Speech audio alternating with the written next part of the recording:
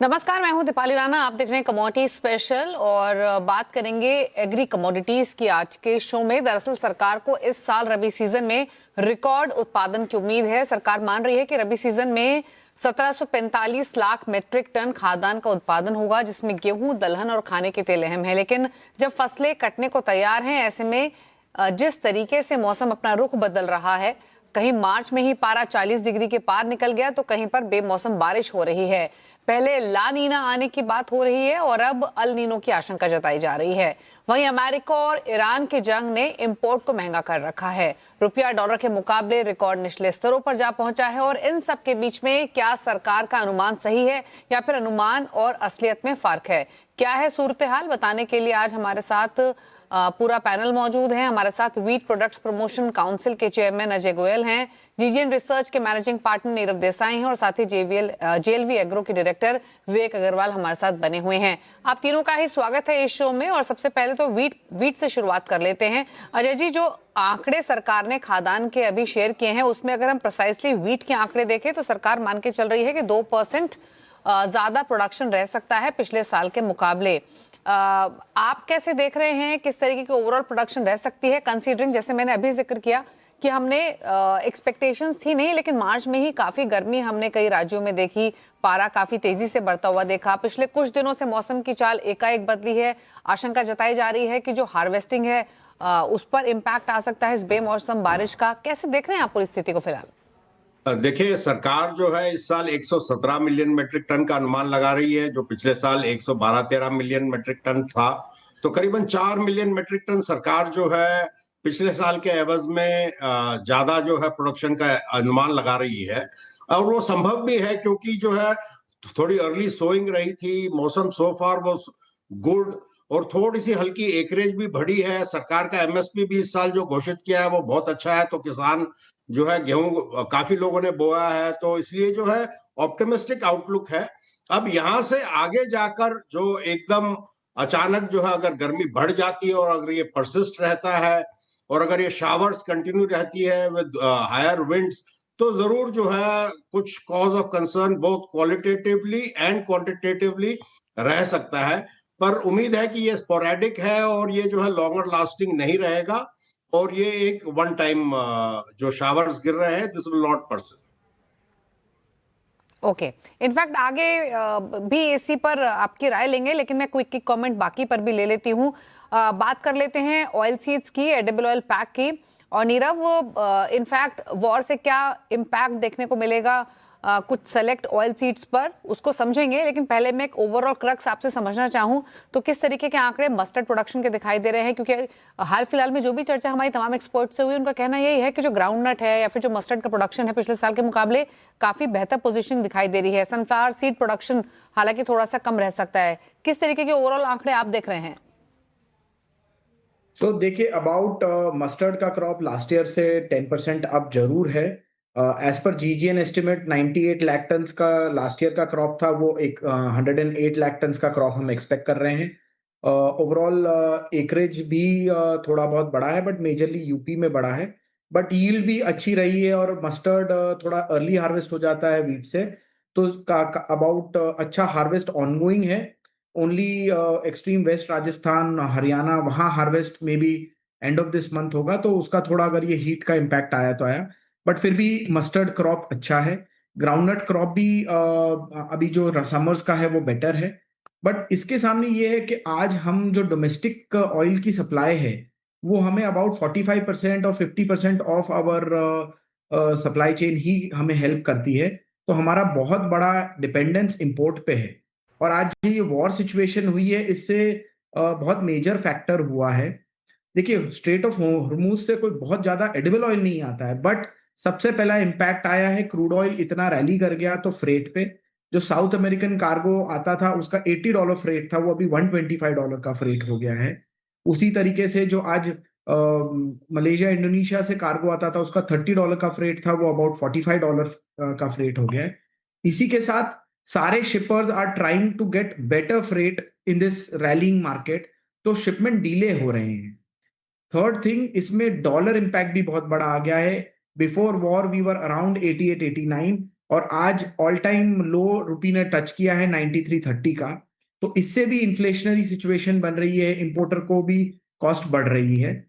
इसी के साथ जैसे क्रूड ऑयल बढ़ रहा है, जो इंडोनेशिया जिसने एकदम लॉक स्टॉक एंड बैरल छोड़ दिया था B50 के प्रोग्राम को, वो ब्लेंडिंग के B50 के प्रोग्राम के ऊपर वापस से डिस्कस करने लग गई, क्योंकि हम समझ रहे हैं $66-75 का जो ब्रेंट क्रूड था, अगर वो 105 टू 115 है, मैं कहता हूं इवन $100 के आसपास भी सस्टेन्ड अगर रहा, तो बहुत सारी जगह बायोडीजल प्रोग्राम वापस किक इन करेंगे, स्पेशली वॉलंटरली बायोडीजल प्रोग्राम। तो इसके कारण थोड़ा बायोडीजल में भी एडिबल ऑयल का कंजम्पशन जाता हुआ दिख रहा है। साथ ही में अगर हम सोयाबीन की बात करेंगे, तो सोयाबीन में नाफेड की सेलिंग एक्टिव है, जिसके कारण थोड़ा सा मार्केट में एक प्रेशर बना है पिछले 2 दिनों में। बट अदरवाइज सोयाबीन की अराइवल बहुत कम हो गई है और खरीफ में सोयाबीन का प्रोडक्शन कम रहा है। सो इसलिए एवरी पासिंग मंथ हमारा सोयाबीन का स्टॉक जो है, वो आप समझिए कि 2-2.5 लाख टन से रिड्यूस होता जाएगा। जो करंटली स्टॉक हमारा अबाउट आप समझिए कि 13-14 लाख टन का है, वो by the end of June करीब करीब 6-7 लाख टन ही रह जाएगा। ओवरऑल हम सप्लाई चेन वाइज थोड़े डिसरप्ट हो गए हैं, तो एक कॉशियस वो रहना चाहिए। सिर्फ पाम का हमें एक बहुत बड़ा सपोर्ट है, पाम अवेलेबल है, though prices have gone up drastically. Pre war जो पाम ऑयल का प्राइजेस था, वो आप समझिए कि $11.20 to $40 था, वो आज $12.40 से $12.70 के बीच में वेरी कर रहा है। But still palm oil is available and at a short notice it can come to India. Okay okay, आगे प्राइसिंग का ट्रेंड भी समझेंगे, लेकिन बात अब क्विकली पल्सेस पर करते हैं और विवेक अग्रवाल हमारे साथ बने हुए हैं। अच्छा विवेक जी, ओवरऑल कैसे आंकड़े आप देख रहे हैं पल्सेस के, क्योंकि ओवरऑल तो रबी सीजन के आंकड़े सरकार के अनुमान के मुताबिक पिछले साल के मुकाबले बेहतर दिखाई दे रहे हैं, लेकिन ग्राम का प्रोडक्शन, लेंटिल का आउटपुट तो बेहतर एक्सपेक्टेड है, बट उड़द का आउटपुट है या फिर ग्रीन ग्राम का आउटपुट है वो थोड़ा सा कम रहने की संभावना जताई जा रही है। प्लस रिपोर्ट्स ये भी हैं कि ईरान वॉर को मद्देनजर रखते हुए हो सकता है सरकार जो पल्सेस का इम्पोर्ट, जो ड्यूटी फ्री पल्सेस का इम्पोर्ट कर रही है, उसको 31 मार्च के बियॉन्ड भी एक्सपैंड करे। आपको क्या लग रही है स्थिति, क्या व्यू है? नमस्कार दीपा जी, बिल्कुल सही कहा आपने। लेकिन जो फिगर्स हैं पल्सेस प्रोडक्शन के, वो काफी अच्छे हैं। और पहले काफी अंदेशा लगाया जा रहा था कि जो सरकार के फिगर हैं और जो प्राइवेट प्लेयर के फिगर है उसमें काफी डिफरेंस है, बट वैसा नहीं है।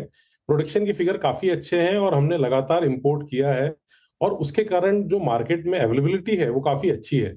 तो मुझे अभी हाल फिलहाल में ये तो नहीं लगता कि बाजार में कोई तेजी आएगी। रही बात इंपोर्ट पॉलिसी की, तो निश्चित रूप से जो इंपोर्ट पॉलिसी सरकार कंटिन्यू कर रही है और 31 मार्च में जो डेडलाइन आ रही है, सरकार इसी इंपोर्ट पॉलिसी को नेक्स्ट ईयर के लिए तो निश्चित रूप से बढ़ाएगी। जो देखने लायक बात रहेगी कि येलो पीस पे जो सुप्रीम कोर्ट का डिसीजन आया है, सरकार उस पर क्या कॉल लेती है। सरकार 30% इंपोर्ट ड्यूटी के साथ इसको अलाउ करती है जो करंट पॉलिसी है, या इस पे कुछ ड्यूटी बढ़ाती है, या फिर इसको एज इट इज रखती है। क्योंकि मुझे लगता नहीं कि सरकार येलो पीस के इंपोर्ट को कंप्लीटली रोकना चाहेगी, क्योंकि वो एक बहुत बड़ा फैक्टर है पल्सेस प्राइस को कंट्रोल करने के लिए। अब रही बात ये जो वॉर है और जो मानसून के कारण जो चीजें बिगड़ी हैं, तो अभी हाल फिलहाल में इसका इम्पैक्ट तो नहीं दिख रहा है और पल्सेस प्राइस मोर और लेस रेंज बाउंड ही है। पर अगर ये वॉर नेक्स्ट 1 महीने 2 महीने और खिंचती है, तब इसमें समस्या आ सकती है, क्योंकि इंपोर्ट बढ़ जाएगा। और जो सबसे बड़ी बात है, फ्रेट लगातार बढ़ते जा रहे हैं। अभी वो $10 या $15 पर टन के आसपास बढ़ रहे हैं, जो उतना बड़ा इम्पैक्ट नहीं है। पर अगर ये इसके बियॉन्ड बढ़ा तो डेफिनेटली पल्सेस इंपोर्ट के प्राइसेस बढ़ेंगे। पर जो अच्छी बात ये है कि प्रोडक्शन के फिगर इतने अच्छे हैं कि बहुत बड़ा इम्पैक्ट मुझे पल्सेस पे कोई होता नहीं दिख रहा है। लेंटिल्स के प्राइस थोड़े अप हो रहे हैं, क्योंकि यहाँ पे जो एमएसपी है सरकार की वो 70 है और बाजार 60 के आसपास ट्रेंड कर रहा है। तो मुझे लगता है कि उसका थोड़ा सपोर्ट मिलेगा। सरकार अभी लेंटिल्स खरीदना स्टार्ट कर रही है और उसके सपोर्ट से थोड़े प्राइसेस बढ़ रहे हैं। Rather than all pulses prices इतनी चीजों के बावजूद बहुत स्टेबल हैं और बिल्कुल रेंज बाउंड है। ओके वेल, चलिए इसी नोट पर एक क्विकली ब्रेक ले लेते हैं और जब लौटेंगे तो प्राइसिंग कैसी रह सकती है इन सभी कमोडिटीज की, और ईरान यूएस वॉर के लाइकली इम्पैक्ट को भी समझने की कोशिश करेंगे और थोड़ा डिटेल में। एक ब्रेक के लिए रुक रहे हैं, जल्द वापस आते हैं।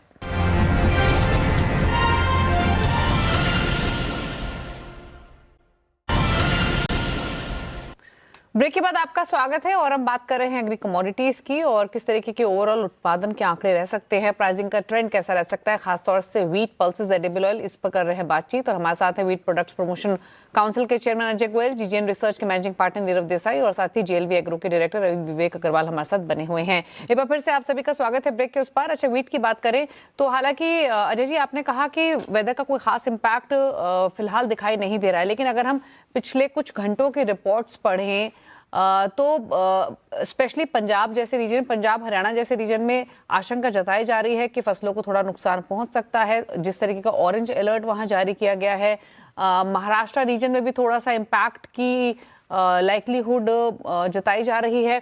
आपके हिसाब से अगर इस मौसम का मिजाज ऐसे ही रहा या फिर जिस तरीके के आईएमडी की तरफ से स्टेटमेंट्स आए हैं, कितना इम्पैक्ट रह सकता है ओवरऑल फसलों पर और मोस्ट इम्पोर्टेंट प्राइसिंग पर कुछ असर देखने को मिल सकता है क्या? फिर देखिए, ये वेदर अगर परसिस्ट करता है तो डेफिनेटली कॉज ऑफ कंसर्न रहेगा।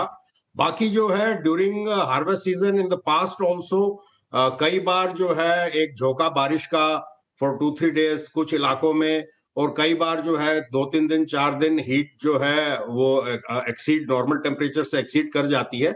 और जैसे मैंने कहा कि ये वेदर सबसाइड करना चाहिए, परसिस्ट नहीं करना चाहिए। और अगर परसिस्ट करता है तो definitely both qualitatively and quantitatively थोड़ा बहुत असर पड़ेगा। अगर बारिशें जारी रही और हवाएं भी रही तो क्रॉप की थोड़ी लॉजिंग की जो है चिंता शुरू हो जाएगी। और अगर टेम्परेचर्स जो है कंसिस्टेंटली डे टेम्परेचर्स काफी हाई रहे तो फिर यील्ड पे भी उसका जो है थोड़ा बहुत असर पड़ेगा। लेकिन वी आर वेल प्लेस्ड, ऐसे कोई बड़ी चिंता की बात नहीं है। ये केवल 1-3% जो एक चांस रहता है ऑफ क्रॉप डैमेज और यील्ड, उतना ही रहेगा। कुछ सीवियर इंपैक्ट आज की तारीख में नजर नहीं आ रहा है क्रॉप पे। और जहां तक प्राइसिंग का सवाल है, डोमेस्टिक प्राइसिंग, डोमेस्टिक मार्केट्स में इस साल पिछले साल की वजह से काफी डिसइंटरेस्ट है लोगों को स्टॉक करने में। सरकार की जो प्रोक्योरमेंट प्राइस है इस साल 2585 रुपया जो प्रति क्विंटल है, उससे करीबन 300 रुपए नीचे अभी मंडियां बिक रही हैं। हालांकि सरकार की खरीद अभी शुरू नहीं हुई है, उसमें और अभी 10-12 दिन की देरी है।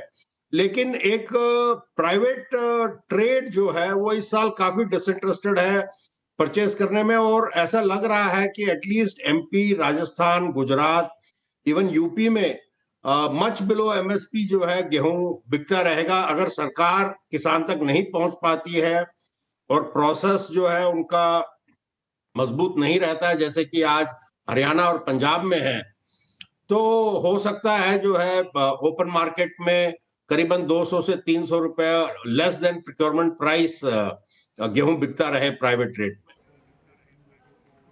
Okay okay, fair enough.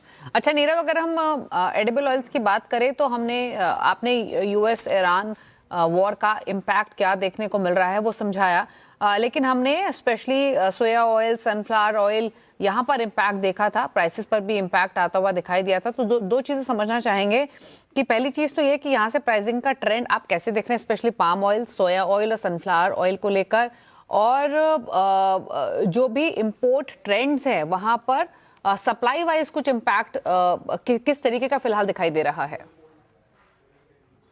Already जो मैंने आपको बोला 1140 के आसपास सीपीओ था, वो आज ऑलरेडी 1240 से 60 के आसपास में सीपीओ प्राइजेस हैं। सोया ऑयल जो करीब $1220 या $1200 के करीब था, वो आज $1280 to $1300 है। तो ऑलरेडी मार्केट में $80 to $100 की रैली इसमें आ चुकी है। उसी से विपरीत सनफ्लावर ऑयल पहले भी $1420, $1415 था और वो अभी $1430 में ब्लैक सी ओरिजिन का ट्रेड हुआ है। जो 1375-80 का आजी ओरिजिन का कार्गो था, वो अबाउट 1400, 7.5, 1410 ट्रेड हुआ है। तो अगर हम ब्लैक सी कार्गो देखेंगे तो फ्रेट सब जगह, जैसे मैंने आपको बोला कि अबाउट $50 to $55 बढ़े हैं, बट सनफ्लावर ऑयल ने वो फ्रेट कॉम्प्रोमाइज किया है, मतलब एफओबी में सनफ्लावर ऑयल घटा है। सो वो एक थोड़ा ऑनगोइंग प्रोसेस है कि अक्यूमुलेशन थोड़ा रशिया में ऑयल का हुआ है, साथ ही में ऑनगोइंग हार्वेस्ट प्रेशर है अर्जेंटीना में सन ऑयल का। बट पाम और सोया में दोनों में ही अबाउट $80 to $100 रैली कर चुका है। अब जाके वॉर के कारण इसमें बहुत बड़ा रैली आए ऐसा नहीं लगता है, बट सामने सिचुएशन ऐसा हो गया है पर्टिकुलरली सन और सोया में कि इंडिया का स्टॉक ऑलरेडी लो था, और अब जो मैंने आपको बताया कि फ्रेट फैक्टर से और सप्लाई चेन डिसरप्शन से थोड़ा सा अराइवल पैटर्न स्लो रहने से अभी हाल फिलहाल आने वाले महीने 2 महीने में इसका एंड स्टॉक थोड़ा सा टाइट भी रहेगा और स्पॉट मार्केट थोड़ा सपोर्टिव ट्रेंड पे ही चलता रहेगा। उसी के सामने पाम का इंपोर्ट अच्छा रहा है और we are well stocked on palm, और आने वाले मंथ में भी पाम का इंपोर्ट मुझे लगता है कि इसी तरीके से बरकरार रहेगा। करीब करीब 8 लाख टन का इंपोर्ट मार्च मंथ में है, और मैं नहीं मानता हूं कि अप्रैल में भी कुछ 7 लाख टन या 6.5 लाख टन से नीचे जाएगा। सो पाम का स्टॉक मेंटेन रहेगा और वो सिचुएशन रहेगी। उसी के सामने अगर हम मस्टर्ड की बात करें तो नियरली अराइवल प्रेशर से एंड फरवरी में करीब करीब before war mustard nearly MSP पे टच हो गया था 6200 के, बट वॉर सिचुएशन आने से 6200 वाला मस्टर्ड और इवन 1340 1350 वाला कच्ची घानी प्राइसेस जो है वो रैली कर गया। अभी 6800 से 7000 रुपीज मस्टर्ड बिक रहा है, और उसी के सामने कच्ची घानी जो है 1435 40 रुपीज के आसपास बिक रहा है। सामने ही सोया रिफाइंड का पोजीशन 1465 75 के आसपास है, तो कच्ची घानी ने अपने आप को एक थोड़ा सा सोया रिफाइंड से 20 रुपए नीचे भी रखा हुआ है। सो आई थिंक अराइवल्स भी अच्छा है और क्रशिंग भी अच्छा रहेगा, और अच्छा मस्टर्ड ऑयल भी सिस्टम में सप्लाई बना के रखेगा, स्पेशली अगर सोया रिफाइंड से अगर वो सस्ता रहता है तो ब्लेंडिंग भी नहीं होगी अनएथिकल, और साथ में मस्टर्ड ऑयल का भी अपना एक अच्छा फ्लो रहेगा। सो एक ये सिचुएशन बनी हुई है जहां सोया और सन का स्टॉक थोड़ा सा टाइट होने से मार्केट बॉयंट रहेगा। उसी के सामने पाम और सरसों हमें थोड़ा सा कंट्रोल करने में हेल्प करेगा प्राइसेस। Okay, fair enough. तो यानी नीरव मान के ये चलें कि एटलीस्ट प्राइसेस अंडर कंट्रोल ही यहाँ से रहेंगे, ऊपर जाने की पॉसिबिलिटी नहीं है, और जिस तरीके की डोमेस्टिक प्रोडक्शन दिखाई दे रही है चीजें कंफर्टेबल हैं अवेलेबिलिटी वाइज भी, राइट? सो प्राइसेस ऑलरेडी बढ़ चुकी है, ये मेरा कहने का मतलब है, सोया और सन में, इवन पाम में फॉर दैट मैटर। तो वो बढ़ चुकी है, अब इस प्राइस लेवल से बहुत ज्यादा बढ़ती हुई नहीं लग रही।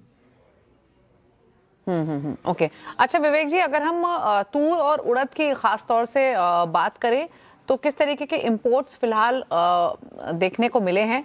क्योंकि डिमांड बहुत ज़्यादा समर्स में हमने यहाँ पर पल्सेस की उतनी देखी नहीं थी, डोमेस्टिक मार्केट की स्पेशली बात करें। दूसरी तरफ अब सरकार के लिए 2-3 चीज़ें डेफिनेटली इंपॉर्टेंट रहेंगी। एक तो इन्फ्लेशन को भी अंडर चेक रखना है, डोमेस्टिक सप्लाईज भी इंपैक्टेड ना हो इस ईरान यूएस वॉर के मद्देनजर। क्या लगता है आपको कदम उठाने चाहिए या उठा सकती है सरकार? देखिए, इंपोर्ट तो अगर पिजन पीस या तुअर का आप देखेंगे तो काफी अच्छी मात्रा पे इंपोर्ट हुआ है, और सप्लाई साइड बहुत अच्छी है। तो मुझे लगता नहीं कि तुअर में कोई बहुत बड़ी तेजी आएगी, और इंपोर्ट हमने काफी अच्छी मात्रा में किया।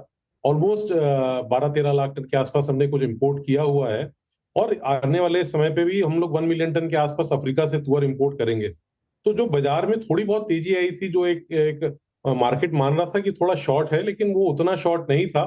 तो आप देखेंगे कि बीच में प्राइसेस बढ़े थे, फिर वापस वो करेक्ट होके अपने आसपास ही आ गए। तो तुअर पे एक अच्छी पोजीशन है गवर्नमेंट ऑफ इंडिया की, और प्रोडक्शन भी काफी अच्छा है।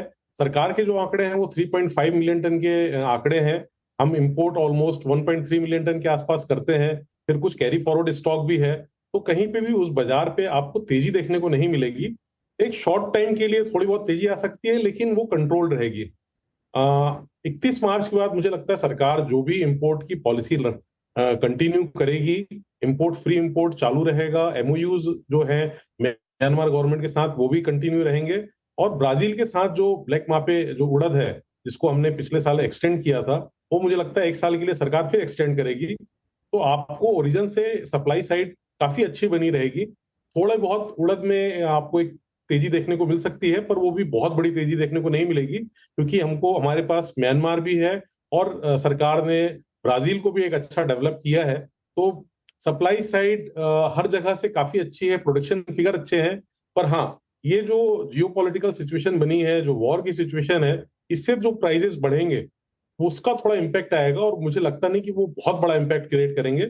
आपको रेंज बाउंड रहेगा, और थोड़ा बहुत 2-5% की तेजी आ सकती है, वो भी अगर वार बहुत लंबा कंटिन्यू करता है तो। अदरवाइज एज ऑफ नाउ जो फिगर्स आए हैं, प्रोडक्शन के फिगर आए हुए हैं, जो कैरी फॉरवर्ड स्टॉक हैं, और जो इंपोर्ट हमने बड़ी मात्रा में किया है, उन सबको अगर आप ओवरऑल मिला के देखेंगे तो एक सप्लाई साइड अच्छा है, और हम कंफर्टेबल पोजीशन पे हैं और इन्फ्लेशन काफी हद तक कंट्रोल पे रहेगा। ओके, चलिए, तो point taken, inflation under control रहेगा। फिलहाल जो आंकड़े दिखाई दे रहे हैं प्रोडक्शन के हिसाब से, फिर चाहे वो पल्सेस हो, व्हीट हो या फिर एडिबल ऑयल क्यों ना हो, पोजीशन कंफर्टेबल है। मस्टर्ड की पोजीशनिंग काफ़ी अच्छी दिखाई दे रही है। अगर मौसम का मिजाज बिगड़ा रहता है तो डेफिनेटली थोड़ा इम्पैक्ट आ सकता है, पर सो फार सिचुएशन कंफर्टेबल है अगर व्हीट के पर्सपेक्टिव से देखें। और पल्सेस की तो बात अभी विवेक जी ने की ही। वेल, थैंक यू आप तीनों का ही आने के लिए शो में और अपने व्यूज देने के लिए, समझाने के लिए किस तरीके की स्थिति है, प्राइसिंग कैसी रह सकती है, अवेलेबिलिटी, सप्लाईज, हर पर्सपेक्टिव से आप सभी ने राय दी। Thank you so much. और इसी के साथ इस स्पेशल शो में तो इतना ही। ब्रेक के उस पार भी खबरें जारी है CNBC आवाज पर। नमस्कार।